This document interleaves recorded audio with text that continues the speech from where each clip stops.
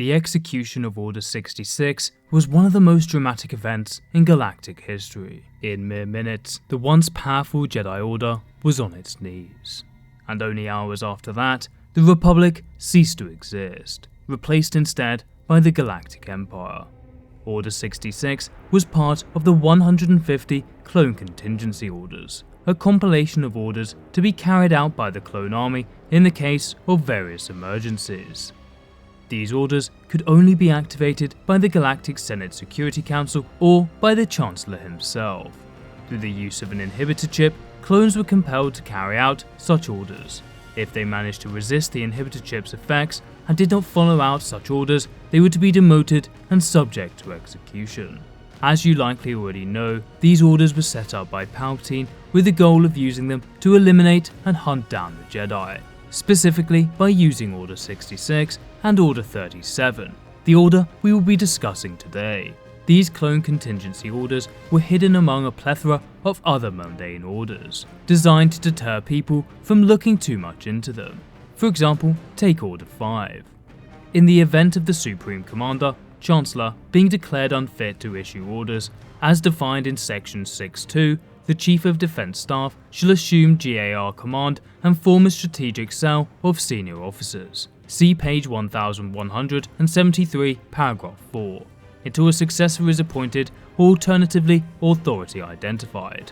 Pretty boring, right? This was no doubt intentional.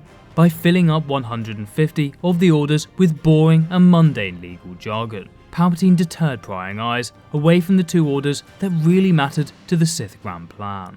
These orders were of course the infamous Order 66 and the lesser known but even more brutal Order 37. While Order 66 was no doubt horrific, it did not have the same scale as Order 37. Order 37 was designed to be used after Order 66. In particular, it concerned itself with hunting down fugitives, notably Jedi. However, it did this in the most brutal way possible, and was designed to prey upon the Jedi's morality so that they would give themselves up to the Empire. Upon its execution, Order 37 would proceed as follows. Firstly, the clone army would shut down all holo communication on the planet. This was to prevent citizens from talking to one another, but more importantly, to prevent them from contacting other planets. Next, a complete blockade would be enacted, preventing anyone from leaving or entering. The clone army would then order all civilians to their homes, while also arresting a large portion of the population. The clone army would then inform the civilian population that unless the Jedi or other fugitive was handed over to them, all of the prisoners would be executed. If the fugitive did not present themselves and the prisoners were indeed exterminated, Order 37 gave strict and precise instructions on what to do next. The embargo on people and information entering or exiting the planet was to be maintained for over a month. Instead, an organisation known as the Commission for the Preservation of the New Order was to disseminate fake information and propaganda to make it seem as though everything was normal. Most disturbingly of all, the order stated that it was imperative that the bodies of the executed were not to be returned to their families. Again, this was meant to prevent nearby systems from suspecting anything had happened, which could undermine Imperial control. These operations were to be overseen by the Inquisitors themselves, to prevent any information from leaking to the Senate or the wider galaxy. As far as we know, this order was only ever used twice, once on Belassa and another on Russia, while trying to capture a Jedi fugitive.